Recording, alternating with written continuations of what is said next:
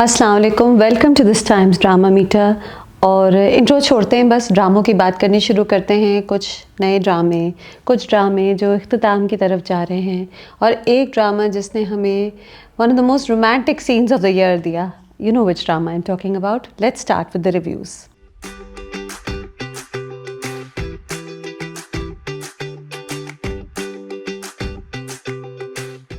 मेरी Zindagi Hai Tu episode 13 and 14, that's the drama that gave us one of the most romantic scenes of the year and in TV drama history. हमेशा कुछ ड्रामे ऐसे होते हैं जो हमें इतना परफेक्ट एक रोमांटिक सीन दे देते हैं कि वो याद रहता है, यादगार हो जाता है, और 2 साल बाद भी आपको कभी कभी ट्विटर पे उसकी रील्स नज़र आती हैं। ये वो वाला सीन था। तो Kamyar and Aaira in the squash court, him going down on his knees. Phone बजे तो वो कहती है रुको यहीं बैठे रहो, मैं तुम्हें फ़ोन देती हूँ, मैंने सुनना है। अच्छा, एंड देन ऑफ कोर्स वो उसे टच करता है to see if she is real.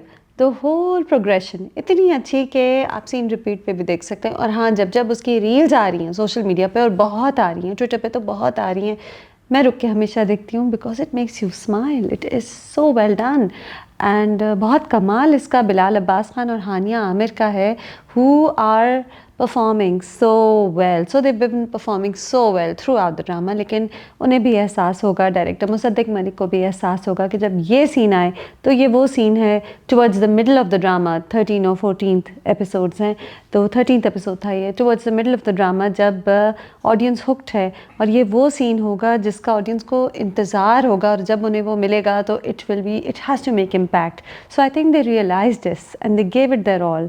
I mean, जब आयरा कन्फेस करती है तो वो कहती है मुझे नहीं पता कैसे, लेकिन मुझे तुम पसंद हो, और फिर तुम इतनी क्यूट हरकतें करते, तो that half smile that comes on Kamyar's face, very well done, very very well done. These guys knew what they were doing. They are very very good at what they're doing.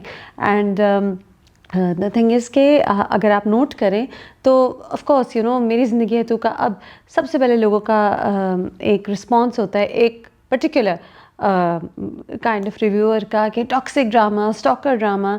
या yes, it was toxic. मैंने भी कहा था, stalker को भी दिखाया गया है, but if you see it from the beginning, episode by episode, you will see how the journey is continuing.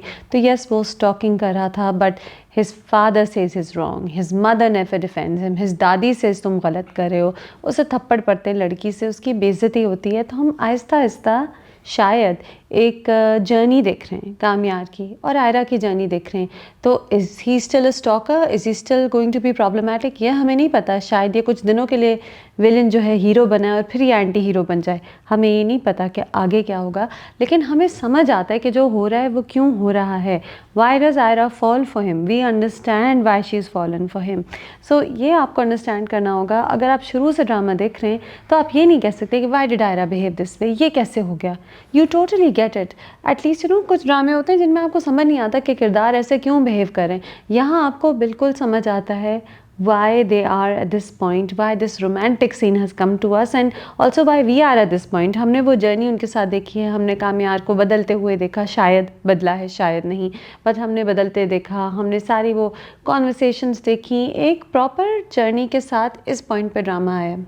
So beautiful, what a beautiful romantic scene. और बाकी उससे पहले क्या हुआ, उसके बाद में क्या हुआ एपिसोड 14 में, वो बस फॉलोअप्स थे। इन्होंने हमें एक स्मैश हिट सीन दिया और बस इन्हें पता है कि अब ऑडियंस इनकी पकड़ में है, चलो कहानी आगे लेके चलो।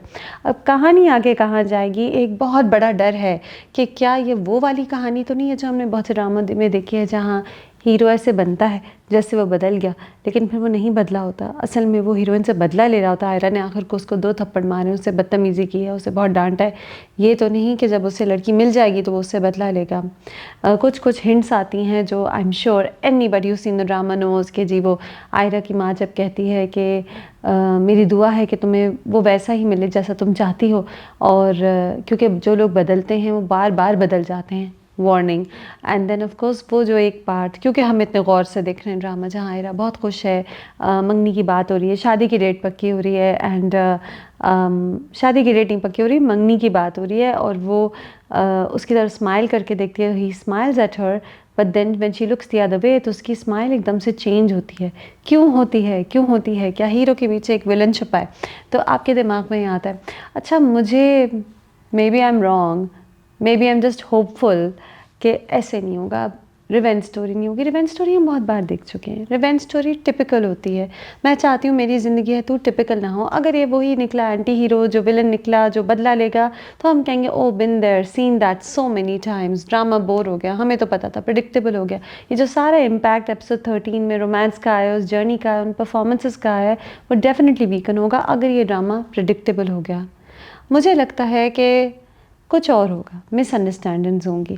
मुझे लगता है कि Kamyar, I am hoping, because I am such a romantic, I am hoping कि कामयार बदल गया है, लेकिन शायद कुछ लोग चाहेंगे इस मिसअंडरस्टैंडिंग को पुश करना कि वो नहीं बदला, कि वो चाहेंगे कि कोई प्रॉब्लम आए जिससे लोग समझे कि वो वाकई बुरा हो गया है। फारिया एंड हर फादर, कुछ ना कुछ तो होगा। मेरे ख्याल से अब वो पार्ट्स आएंगे जब हम फारिया को इमर्ज करते हुए देखेंगे as a villain. I feel it, I feel that these actors would not have taken these roles if they didn't have more to do. तो मुझे लगता है Faria is going to create trouble. मुझे लगता है कि बहुत चांसेस हैं कि Khawar, played by Ali Rahman Khan, will play some sort of role in taking revenge. तो अभी कहानी बाकी है, बट कामयार अच्छा होगा, आयरा अच्छी होगी, लोग उनके इर्द गिर्द बुरे होंगे और बहुत कुछ बुरा होगा। हाँ, ये एक सैडनेस है कि अब हमें बेस्ट रोमांटिक सीन तो मिल गया, आगे तो टेंशनें आ रही हैं। ये हमें अंदाज़ा हो रहा है कि आगे टेंशन्स आ रही हैं। थोड़ा होता है कि क्यों, why can't the romance continue, but of course how will the story continue, how will we stay gripped if no ups and downs come their way. It's very well done, beautifully told. Mossadegh Malik को पता था ये scenes चाहिए हैं, इस तरह होना है, और उन्होंने कर दिखाया। एंड म्यूज़िक जो है वो इतनी अच्छी तरह आती है, जैसे कि आई वाज नोटिसिंग कि वो जो पार्ट होता है जहाँ वैसे तो गाना चल रहा है मेरी ज़िंदगी है तो, Asim Azhar singing it so well, he is so good. I think मैं सोच रही थी कि सबसे मेमोरेबल ड्रामे के title tracks over the past year, many of them have been sung by Asim Azhar. Meme से मोहब्बत का गाना भी आसिम अज़हर का था, फॉर इंस्टेंस।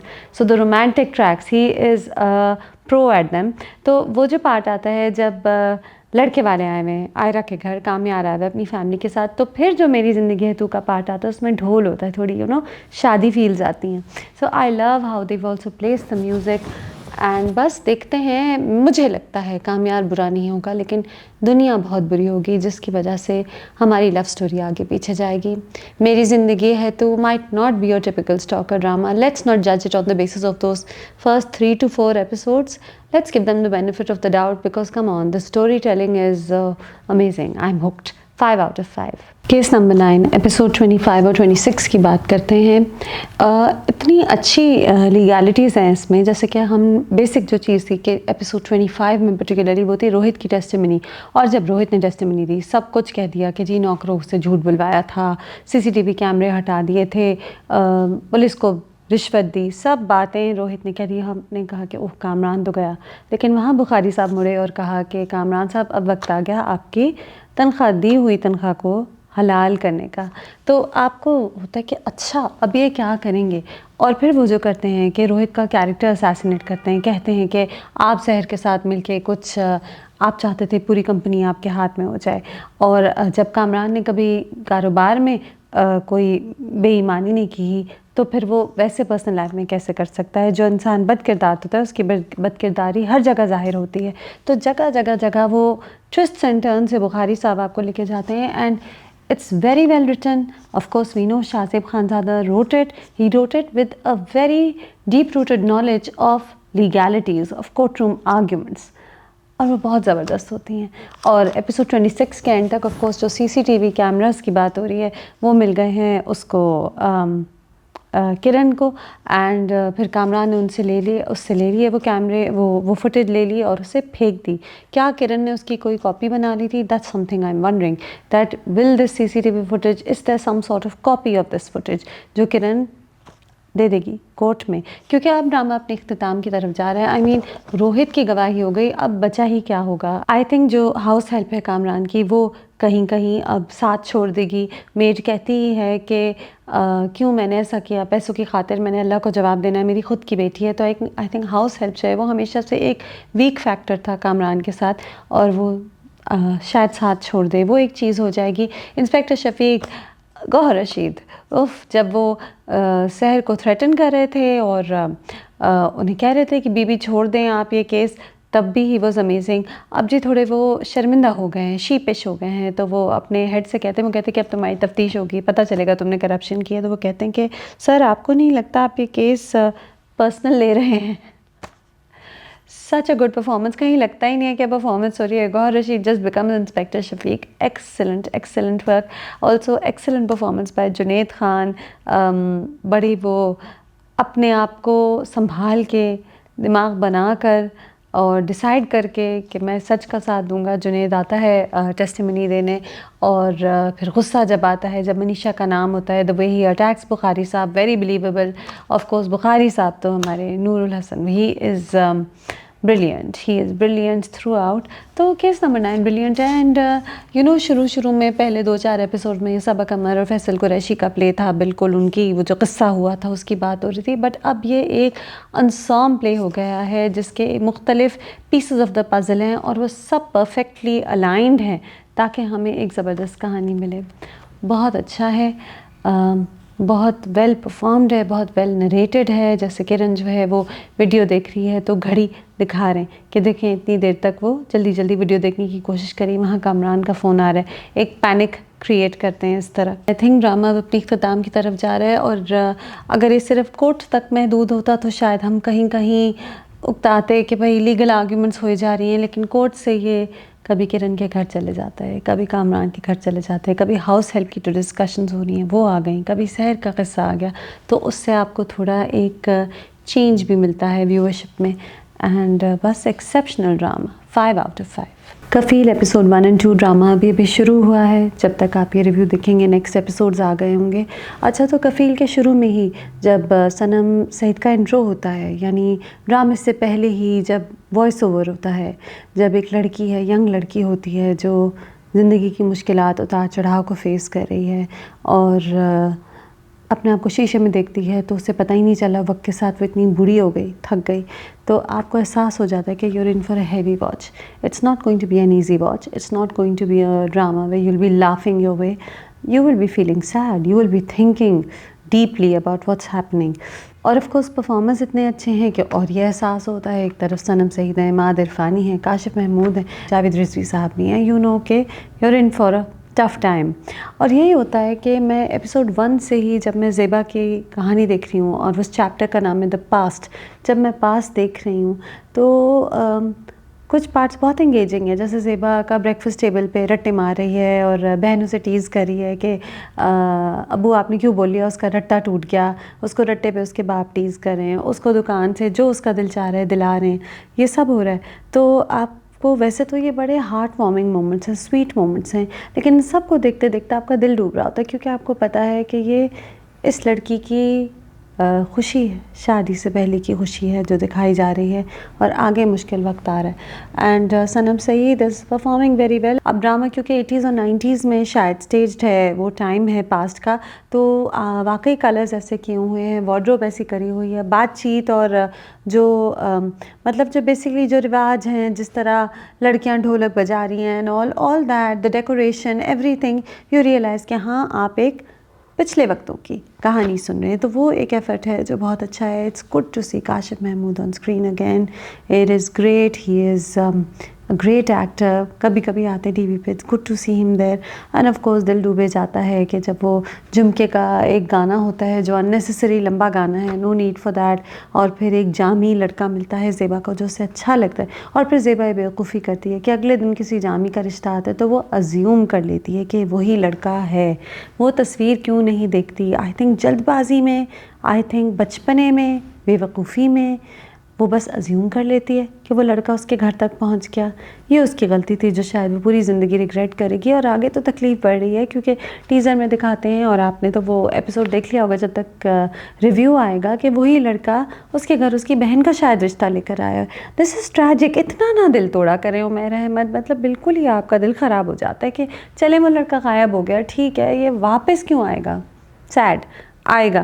खैर, जो आगे के एपिसोड है मैं श्योरिटी के साथ तो नहीं कह सकती क्या होगा, so let's just talk about episode 1 and 2 which is what I am reviewing right now. The whole journey के जी वो शादी के लिए तैयार हो रही है, how she can't stop smiling, and then finally शीशे में जब वो दूल्हे को देखती है तो दुनिया ही उलट जाती है। और हमें पता है ये दूल्हा मेन होगा, ये बुरा होगा, टफ टाइम देगा इसे. So, your heart sinks. पूरे throughout my heart was sinking when she was falling in love with the musician at the शादी, दोस्त की शादी पे. तब भी मेरा दिल ख़राब हो रहा था कि ओ कुछ दिनों की बेचारी की खुशी है. बहन के साथ बातचीत कर रही थी, बहन कह रही थी आपको तो बैग्स आएंगे, आप पेरिस से आएंगी, लंदन से आएंगी. तो मैं सोच रही थी क्या वाकई, क्योंकि टीज़र्स में हमने देखा है कि ये पेरिस लंदन ले जाने वाला नहीं होगा इसका मियाँ, काफ़ी टफ टाइम इसे देगा. सो anyway, tough times coming up in Kafil. It's very well performed. And एक और बात ये, एक जो प्रॉब्लम मुझे लगी वो ये कि थ्रू आउट दिखाया है कि ज़ेबा के जो बाप हैं वो बहुत अपनी बेटी से प्यार करते हैं, बहुत अपनी बेटी से ऑब्सेस्ड हैं. अभी तो वो शादी भी नहीं कराना चाह रहे थे बेटी की, हालांकि माँ बहुत इंसिस्ट कर रही थी. फिर भी एक लव लेटर भी नहीं, छोटा सा एक नोट देखकर फ़ौरन ही उनका इतना दिल उठ गया. एक तो उन्होंने बच्ची को कन्फ्रंट नहीं किया, अगर इतने क्लोज थे कन्फ्रंट कर लेते. और फ़ौरन ही जो पहला रिश्ता नज़र आया उधर उसकी कर ली. अच्छा चलें कर ली. लड़के की छानबीन नहीं की, कुछ पूछा नहीं, बस ये देखा कि बहुत अमीर घर है और हाँ एक दोस्त है, उसका भाई है, कुछ पता नहीं किया कैसा है, उसका कैसा रवैया है, उसकी कैसी पर्सनैलिटी है, कुछ भी नहीं किया. यहाँ मैं थोड़ा, मेरा दिमाग ऑफ होता है कि हाउ इज़ दिस पॉसिबल. या तो दिखाते कि थोड़ा डिस्कनेक्टेड सा बाप है तो ठीक है उसने कर ली, लेकिन ये बात तो बहुत इन्वॉल्व है. ये तो बाप को अपनी बेटी के इर्द गिर्द फिर रहा होता है, सुबह उसे ड्रॉप करता है, शाम में उससे मिलता है. He is obsessed with his daughter. चाहे वो बेटी से जितना भी नाराज़ हो गया हो उस लव लेटर जो छोटा सा मिला था उससे, how could he not have checked up on this Jami. बस ये एक प्रॉब्लम है, ये होल है. मुझे लगा कि किसी और तरफ कहानी लेके जाते, कुछ और होता और फिर यूँ शादी हो जाती. ये तो जल्दबाजी में शादी हुई. इसकी जो वजह थी जल्दबाजी की, ये मुझे इतनी पक्की नहीं लगी. But anyway, Kafeel is interesting. I want to see where it goes, but I am wondering if it will be heavy. अच्छा sure, if it's heavy fine, but I wonder if it will balance the heaviness with lighter moments. जो कहानियाँ बहुत gripping होती हैं उनमें light और heavy को mix किया जाता है ताकि हमें रिलीफ भी मिले और साथ साथ हम इंजॉय भी करें. आई एम होपिंग कफील वो बैलेंस ट्राई कर सके, क्योंकि of course Meesam Naqvi director हैं, ऑफ कोर्स उमैरा अहमद ने लिखा है, इमाद इरफानी और सनम सईद ने साइन किया है ये ड्रामा. उन्होंने कुछ सोच के, दीज आर बोथ एक्टर्स जो बहुत सोच समझ के ड्रामे साइन करते हैं. So I am hopeful. 3 out of 5 to Kafil right now. Pamal 21 and 22 heartbreaking. I think कौन होगा जो रोया नहीं होगा एपिसोड 21 और 22 देख के. क्या एक्टिंग है उस्मान मुख्तार की और सबा कमर की, दोनों एक दूसरे को इतने ब्यूटीफुली कॉम्प्लीमेंट कर रहे हैं. क्या कहानी है. एंड बहुत दुख भरी कहानी है बिल्कुल. लेकिन बात यह है कि हम इतने दिनों से ये जर्नी देख रहे हैं मलिका और रज़ा की, तो अब इस मोड़ पे भी हम देखते रहे. ये बात नहीं थी कि रज़ा जो था वो बहुत अच्छा हस्बैंड था. शुरू में हमने देखा वो कितना प्रॉब्लमेटिक था, कितना नार्सिसिस्टिक था. But at the same time I feel कि इट्स अ ह्यूमन स्टोरी. मलिका की भी गलतियाँ हमें नज़र आती थी, भूल भुलक्कड़ थी, फ़ोन कभी साथ नहीं लेके जाती थी. आधी तो उनकी लड़ाइयाँ शुरू में फ़ोन पे ही हुई. तो हालांकि तो मियाँ वॉज ओवर कंट्रोलिंग. मलिका भी फ़ौरन ही अपनी माँ की बातों में आकर, या ख़ुद उसकी पर्सनैलिटी ऐसी थी, फ़ौरन ही वो पीछे हो जाती थी और फिर बाद में उससे वो रिजेंटमेंट होती थी जिस पे वो अपने मियाँ से फिर लड़ती थी. खैर, coming back to 21 and 22, so Raza dies and वो जो बिल्डअप है, जो बिल्डअप है, कम ऑन, जो वो मलिका कहते हैं कि अगली ज़िंदगी में क़यामत के रोज़ मुझे चुनना. कहता है कि तुम बहुत खूबसूरत लग रही हो, मैं तो तुम्हारी शादी करा देता, लेकिन वो मेरी बेटी से कैसा सलूक करेगा. बेटी की बहुत फ़िक्र है. फिर उफ द हार्ट ब्रेकिंग सीन जहाँ वो बेटी कहती है कि मुझे आप याद आएंगे तो मैं क्या करूँगी, तो अब मुझे कैसे पता चलेगा आपको कि मुझे आप याद आ रहे हैं. तो वो कहता है कि मेरा कोट पहन लेना तो तुम्हें पता चलेगा. एक और पॉइंट पे वो कहती है कि बाबा आप हमें भी साथ ले जाएं. इस्लामिया की टीचर ने कहा है सब ने अल्लाह मियाँ के पास जाना है, तो हम सब साथ ही चले जाते हैं. उफ, हार्ट ब्रेकिंग. कैसे लिख लिया ज़ंजबील आसिम शाह ने. क्या सेट पे भी सब रो रहे थे जब ये शूट हो रहा था. I don't know, but it's beautiful. It is beautiful. And जो उस्मान मुख्तार की एक्टिंग है, जो एक कहीं कहीं लगता है कि बिल्कुल जैसे एक आदमी अपने आप को शीशे में देख रहा है, वो रज़ा ऐसे जैसे वो हार गया, जैसे वो थक गया. परेशानियों का बोझ है, बीवी की फ़िक्र है, बेटी की बहुत फ़िक्र है, लेकिन वो थक गया, हार गया. एंड वो सारी वो फीलिंग्स आपको नज़र आती हैं in the way he is speaking, in the way he is acting, the body language. ये सब इतनी रियलिस्टिकली डिपिक्ट करना हर एक्टर के बस की बात नहीं है. Usman Mukhtar is exceptional and he broke our hearts. And फिर जब उसकी डेथ हो जाती है, दोनों मलिका और रज़ा बाहर गए हुए एंड बोट पे हैं in the middle of a lake, death होती है, तो you know she is talking to him, और फिर वो रियलाइज़ करती है कि उसका इंतकाल हो गया है। एंड वो जो एक फेशियल एक्सप्रेशन चेंज होता है सबा कमर का, what a wizard she can do magic. वो पहले शक्ल पे रियलाइजेशन होती है कि ओह हो गया, जिस चीज़ का डर था, जिस चीज़ का इतने दिनों से इंतज़ार सर के ऊपर लटक रहा था, वो हो गई। और फिर वो टूट के रोती है। हम सब रोते हैं, कौन नहीं रोता पामाल देखते हुए। हारिस वहीद की भी एक्टिंग बहुत अच्छी है, कम सीन्स हैं, बट यू नो वो जो स्पेशली एक पार्ट होता है जब वो फिर अन्नी डिसाइड करता है कि मैं शादी कर रहा हूँ, और वहाँ दुल्हन के साथ बैठा बैठा वो मलिका से कहता है अब तो तुम खुश हो ना, हल्की सी स्माइल, दुखी सी, खुश होने की कोशिश कर रहा है, लेकिन एक्चुअली उसने मलिका के अलावा शायद कभी किसी का सोचा नहीं। तो वो भी you know very good performance. And everybody is not just acting through their words, they are acting through their body language, through their facial expressions. Beautiful. और इवन जो बच्ची है हादिया, इतनी अच्छी तरह सारे अपने डायलॉग्स कह रही है। अक्सर ड्रामों में बच्चे जो होते हैं उनको बस कह देते हैं कि बेटा बस डायलॉग्स बोल दो, because you know they are newer to the scene, but here they made sure that even the girl, even the kid plays an important part in the story. वो सब सही सही बोले। सारी जो चीज़ें होती हैं, जैसे एक पॉइंट पे रज़ा कहता है कि हमारे साथ ये क्यों हुआ, सच है जिनके साथ ऐसा होता होगा वो ये सोचते होंगे। फिर अपनी बच्ची को रोड क्रॉस करना सिखा रहे हैं, बीवी को ड्राइविंग सिखा रहे हैं, कह रहे हैं कि तुम्हें खुद एतमाद होना है, तुम्हें खुद करना है, तुम्हें किसी के ऊपर रिलाय नहीं करना, तुम्हें खुद करना है, छोटे छोटे कामों के लिए तुमने दूसरों की तरफ नहीं देखना। उसको मजबूत करने की कोशिश कर रहा है। वो बेचारी वो कहती है कि रज़ा चाहते थे कि मैं पहली वाली मलिका बन जाऊँ, इंडिपेंडेंट बन जाऊँ, मुझ पर तो वो मलिका हावी थी जो उन्होंने खुद तख्लीक की थी, लेकिन आहिस्ता आहिस्ता वो चेंज हो रही है। जो कुछ दिन मिले, इन्हें 2 महीने मिले, उसमें उसने सीखा फिर से खड़े होना, अकेले रहना। And Salma Zafar also so good as the mother. वो बार बार यही कहती हैं, लेकिन उनके डायलॉग थोड़े रिपीटेटिव हैं कि मेरी बेटी के ही साथ ये क्यों हुआ। लेकिन मुझे ये नहीं लगा कि ये कोई फ्लॉ था। उस औरत के सर पे ये हावी थी ये बात कि वाकई वो हमेशा चाहती थी कि वो यंग बेवा हुई, कभी उसकी बच्ची के साथ यही ना हो, लेकिन हो गया। What can she do. So you no वो जो बात कह रही है वो कोई फ्लॉ नहीं है स्क्रिप्ट में, वो वाकई ये बार बार सोचती है, उसके दिमाग पे यही सवार है। And the way she gets him ready when they're going on their last date, जूते पहना रही है, बाल बना रही है। Oh my god, Pamal is so sad. And अब देखते हैं कहानी कहाँ जा रही है। मेरे ख्याल से इख्तिताम की तरफ है। अपने मैसेजेस तो उसने दे दिए कि हर इंसान को इंडिपेंडेंट होना चाहिए, हर इंसान को अपना ख्याल रखने की इतनी उसमें सलाहियत होनी चाहिए कि दुनिया के आगे खड़ा हो सके अकेले, क्योंकि हमेशा आपके साथ कोई होगा नहीं सपोर्ट करने के लिए, कभी कभी आपको अकेले सब करना पड़ेगा। वो रज़ा अपने भाई से कहता है, और ये भाई से वाले सीन तो मुझे याद रह जाते हैं क्योंकि भाई ने इतनी गलत बात की थी जब वो जेल गया था। तो रज़ा अपने भाई से कहता है कि मेरी बेटी अभी छोटी है, कभी वो मुश्किल में पड़े तो उससे मुँह ऐसे ना फिरेगा, उससे वो सलूक ना करेगा जैसा आपने मुझसे किया था, उसे अकेला ना छोड़िएगा।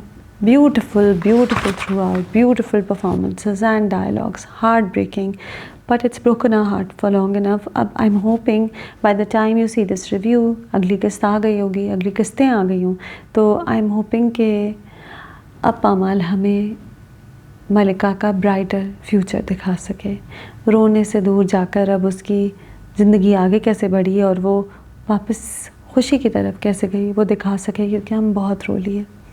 Beautiful performances, what a drama, but I would like to see positivity now, क्योंकि हम बहुत, it's been a tough watch, it's been so realistic. I think किसी ना किसी ने कभी ना कभी किसी ना किसी को बीमार देखा होगा अपनी फैमिली में, किसी क्लोज लव्ड वन को, किसी फ्रेंड को, और आपको फ़ौरन वो सब याद आता है जब आप पामाल देखते हैं। 5 out of 5। Sharpasand episode 21 and 22। और अब तो फरासत जी ने हद ही कर दी, और रूबी ने भी। Just because Hafsa was going to the gynaecologist and was getting a surgery, उन्होंने अज्यूम कर लिया that she is expecting a child and she is trying to remove the child. हद हो गई। और अब बस इनके बुरे दिन आने वाले हैं, कैसे नहीं आ सकते, इतनी गलत बातें करते हैं एंड इस तरह करते हैं।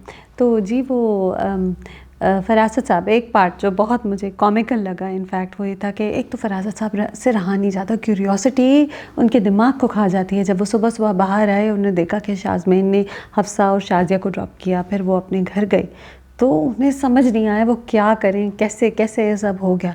फिर हद है, मतलब फरागत की हद है कि उन्होंने अपने गार्डन में एक्सरसाइज करनी शुरू कर दी और कमर बार बार गर्दन को ऊपर कर कर के देख रहे कि क्या करें, कब जाएंगी हफ्सा और शाजिया। और जैसे ही वो गई तो उनकी गाड़ी को फॉलो करना शुरू कर दिया। आई मीन एक्सट्रीमली फारिग, all the way to defence he followed them, जहाँ पे उन्होंने देखा कि गायनोकोलॉजिस्ट के पास वो गई है, उसकी सर्जरी है 3 बजे।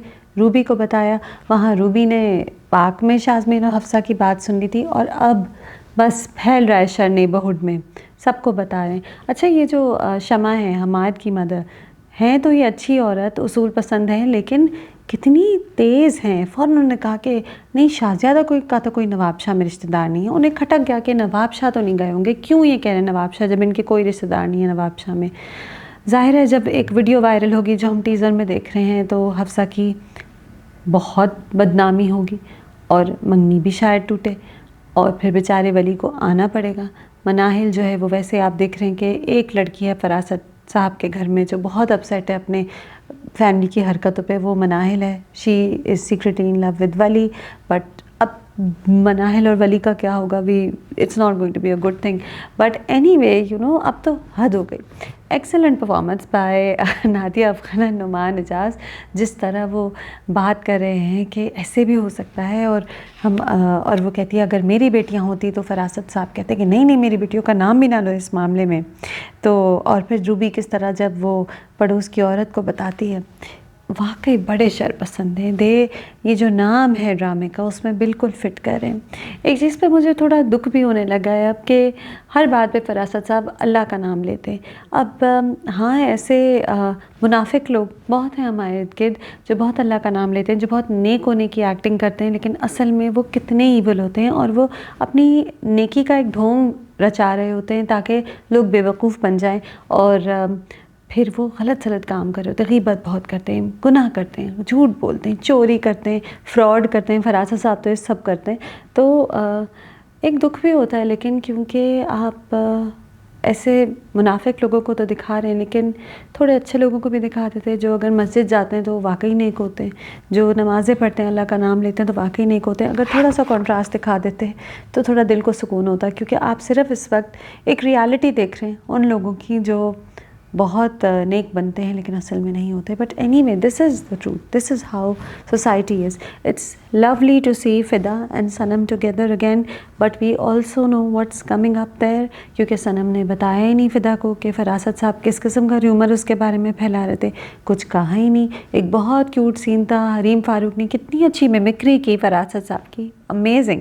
And also Afan and Harim are looking so good together, so sweet, so romantic. I love Fida and Sanam scenes. They fit so well together, like a sweet young couple who had their problems and now they are in love again and they're so happy together again. Smiles नहीं रुक रही दोनों की, but हमें पता है क्या होने वाला है। I wish सनम बता देती फिदा को, पहले ही बता देती ताकि आगे कोई मिसअंडरस्टैंडिंग का मौका ना आता। लेकिन फिर वो ड्रामा ही क्या जिसमें मिसअंडरस्टैंडिंग ना हो। शरपसंद इज़ एंटरटेनिंग एंड आपको सोचने पे भी मजबूर करता है, एंटरटेन भी करता है, हंसाता भी है। और क्या परफॉर्मेंसेस हैं, क्या डायरेक्शन है, इतना अच्छा कहानी को लेके चल रहे हैं 47 that I am enjoying every moment. 4 out of 5। नीली कोठी एपिसोड 3 और 4 और वही एज़ प्रेडिक्टेड नीली कोठी has picked up. First 2 episode में मुझे सब थोड़े हाइपर लगे थे, थोड़ा समझ नहीं आता कि सब इतना चीख रहे क्यों हैं, सब इतना लड़े क्यों हैं। लेकिन 3 और 4 में जाके आपको किरदार समझ आने लगे, आपको उनकी पर्सनालिटी समझ आने लगी, उनकी आपस की नोक झोंक समझ आने लगी and you started waiting for romance because you know it's coming up. There are so many hints. Hint number 1, जब एक तो ज़ारा और जैद बहुत लड़ते हैं, लेकिन जब वो लैपटॉप पे बैठा होता है तो ज़ारा उसकी तरफ देख रही होती है। So you know there is something there. She supposedly hits him but there is something there. अच्छा, एंड जैद जो है जब ज़ारा उससे नाराज़ होती है तो वो अपने कमरे में बैठा है, वो कह रहा है अपनी माँ से मुझे कुछ अच्छा नहीं लग रहा। हाँ, ये अलग बात है कि जैद जो है वो जो भी कहता है उसकी माँ सुनती नहीं है, हालांकि supposedly she is a very devoted mother. लेकिन जब वो अलाइना के बारे में कहता है कि वो बहुत सख्त हो जाती है एकदम से और समझ नहीं आता वो ऐसे क्यों है, बहुत जल्दी हो रहा है निकाह, तो his mother ignores it all. So you no ठीक है, ड्रामों में ऐसे ही होता है, ऑफ कोर्स ये निकाह नहीं होगा।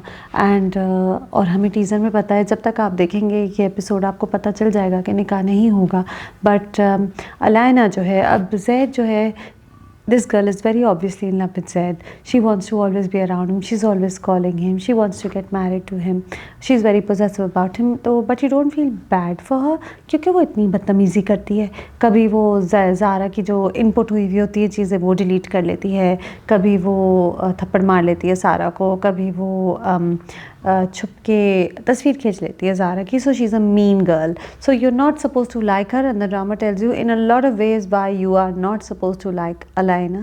Sarah Askar is acting very well as Alaina. You know, she's making it very easy to hate her. And तला चहूर और अनमोल बलूच अच्छे लग रहे हैं एक साथ, स्वीट लग रहे हैं दोनों, यंग लग रहे हैं दोनों। जब लड़ रहे हैं तो आपको नज़र आता है पोटेंशियल के आगे कुछ होगा। तो नीली कोठी कोई बहुत एनालाइज करने वाला ड्रामा नहीं है। You sit back and you enjoy it and you laugh through it. It's not a heavy watch at all, which is great. We always need some stories on TV जिनमें आप बस देख के हंसें। और ऑफ कोर्स अब वो नीली कोठी आ गए हैं। अब ये एक बात है कि जो ज़ारा का अडॉप्टेड मामू है उसी के साथ जैद जो है, ही is adopted but he is adopted मामू, राइट। ज़ारा की माँ जो थी वो भी उन्हीं उस्मान पीरज़ादा की बेटी थी और ये भी उनका अडॉप्टेड बेटा है। तो ये आपको एक प्रॉब्लम नज़र आती है कि हैं ये कैसे, but because he is adopted तो it works, right. There is no कोई रिलीजियस प्रॉब्लम नहीं है इस पूरे सीन में। एंड बहुत खूबसूरत है। अतीका ओडो इतनी खूबसूरत लग रही है, अनमोल बलूच की तो इतनी खूबसूरत हैं, you know she is like the classic romantic drama heroine. तो everybody is looking very beautiful in it also. I am really liking Sabeena also as Sara. She is like this feel good sweet sister role. So there is a lot going for Neeli Kothi. और अब एक को twist आई कि जो cousin था शहीर, जो मैं समझ रही थी कि सारा में इंटरेस्टेड है, एंड डेफिनेटली सारा is in love with him. उसने कहा है ज़ारा से कि मुझे इंटरेस्ट है उस प्रॉपर्टी में भी और तुम में भी। ये भी होगा। सो ये सब होगा, but Neeli Kothi I think will never be too heavy. It will just take you along on a happy funny ride with lots of romance strewn in. I'm waiting for that. A fun drama. 3 out of 5. सावल यार पिया episode 27 और 28। और अब कहानी बिल्कुल जैसे ना एक अजीब डायरेक्शन में चली गई है। आई मीन पिया ने ही अपने बाप से कहा था कि FIR कटवानी है। बाप ने वार्न किया था कि ये बंदा डेंजरस है। पिया को पता है मूसा डेंजरस है, पहले भी उसकी बाप को मार चुके थे। पूरी स्टोरी पता है कि जुए का अड्डा चलाता था, विलन है, ईवल है, लेकिन पिया ने FIR कटवानी थी। अब जब FIR कटवाई तो उसका बाप जेल में चला गया, सेठ दाऊद आ गए, पीछे गुंडे भी घर के बाहर आ गए। तो अब वो रो रही है, क्यों उसने क्यों कहा ये सब कुछ। अब जो पुलिस वाला है वो हंसता है कि 20-22 साल पुरानी कहानी, किसी और शहर की कहानी। तो वाकई मैं भी सोच रही थी कि कुछ और तरीका तो होता है FIR का, लेकिन बहरहाल पुलिस वाले को सारी एविडेंस है उसके पास कि सक्खर में क्या हुआ था, कौन सा जुए का अड्डा था, क्या किस तरह सब कुछ हुआ था। और इसलिए सेठ दाऊद के ख़िलाफ़ FIR अपेरेंटली बनती है। There is a valid reason. और पुलिस वाला ऑफ कोर्स रिश्वत के चक्करों में आ गया सेठ दाऊद के घर और असलम बंद हो गया। चले समझ तो आ गई story, but it's not very convincing. और ये जो पिया का रोना है अब मुझे समझ नहीं आ रहा, यानी सारी मैसअप करके उसे बताया सबने बार बार कहा, उसे नहीं समझ आया, सब कुछ मैसअप करके अब वो कह रही है कि अब वो रो रही है। और पिया की माँ बेचारी, एक ही डायलॉग, मैंने तुम्हें लाख समझाया था तुम नहीं समझी। कितनी बार कहेगी। जब अलायार के साथ ब्रेकअप हुआ शुरू में तब उसने कहा पिया मैंने तुम्हें कितना समझाया था तुम नहीं समझी। फिर जब बाप जेल में गया तो माँ ने कहा मैंने तुम्हें कितना समझाया था तुम नहीं समझी।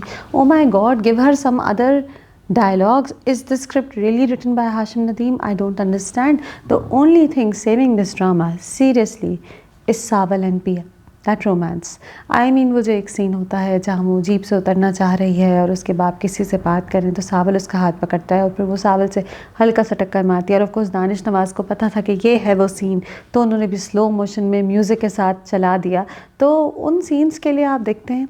फिर of course the way Sawal is, तो he Ahmed Ali Akbar is so much in character कि कहीं भी जो सावल की वॉक है, अपनी चेस्ट आगे निकाल के, स्टमक आगे निकाल के जो एक वॉक है, विलेज मैन वाली वॉक है, एंड थोड़ा उसमें डेंजर है, थोड़ा ओवर कॉन्फिडेंस है, वो सब Ahmed never loses out on that. And then of course that scene कि जी वो छत पे पिया उससे बात करे. पिया को पता है कि सावल को वो पसंद है, तो उसे बिला वजह, if she is not interested in him, तो उसे बिला वजह उसे छत पे नहीं बुलाना चाहिए. But we decided much earlier that Pia is very flirtatious, and we have also decided that maybe Pia likes him a bit, क्योंकि उसकी दोस्त ने भी कहा कि मैंने उसकी आंखों में प्यार देखा. टीपू ने भी उसे बताया कि सावल को आप पसंद हैं.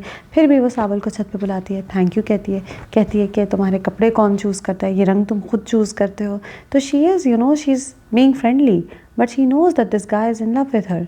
तो why is she leading him on, और इज़ शी ऑल्सो इंटरेस्टेड? मुझे तो लगता है पिया इज़ गेटिंग इंटरेस्टेड. वो देख रही है कि ये अलाया तो किसी काम का नहीं है, होंडे का बेटा है और अपने बाप की बात में यकीन करे जाता है. एंड ये सावल है. अच्छा, एंड एक जगह पे सावल कहता है कि सावल इज़्ज़तों की रखवाली जानता है. ये वो असलम से कहता है जेल में. तो जो डायलॉग्स हैं सावल के फुल हीरो वाले, आई मीन जो बैड बॉय था वो अभी हीरो बन गया. और कहता है ना कि अब सावल को कोई और दरबार मिल गया, अब उसने दरबार बदल लिया. यानी पहले मूसा की तरफ जाता था, अब वो पिया और असलम का साथ देगा till his last breath. This is the story's crux. हम तो ये सावल और पिया की वजह से देखते हैं, नहीं तो कहानी में जो ये ऊंच नीच है, 20 साल 22 साल पुरानी FIR, और फिर रोना, फिर माँ का कहना पिया मेरी बच्ची कुछ खा लो, तुमने सुबह से कुछ नहीं खाया. Oh my god, 28 episodes of this is too much. And I think जो बोरिंग सीन्स हैं वो अलाया और उसके माँ बाप के हैं. मॉम मैं कॉलेज नहीं जाऊंगा, मेरा दिल नहीं कर रहा. मैं कुछ नहीं खाऊंगा, मेरा दिल नहीं कर रहा. अब पिया और मेरे रास्ते बदल गए. फिर माँ का एक सैड शक्ल. फिर बाप कह रहा है कि शुक्र है तुमने समझ लिया, मैं जाके असलम से माफ़ी मांगता हूँ. Repeat scenes. So this kind of they boring. आपको पता होता है ये क्या कहने वाले हैं. This is not fun. तो आई विश सावल यार Pia could have been a lot better. It is good by the way because of the love triangle. You like Pia and Saval and you watch it because of that. So I can't say that it's bad. It is a good drama. It could have been so much better though. 2 out of 5. That's it for this time. Let me know if you agree or disagree with the Drama Meter reviews, and till next time.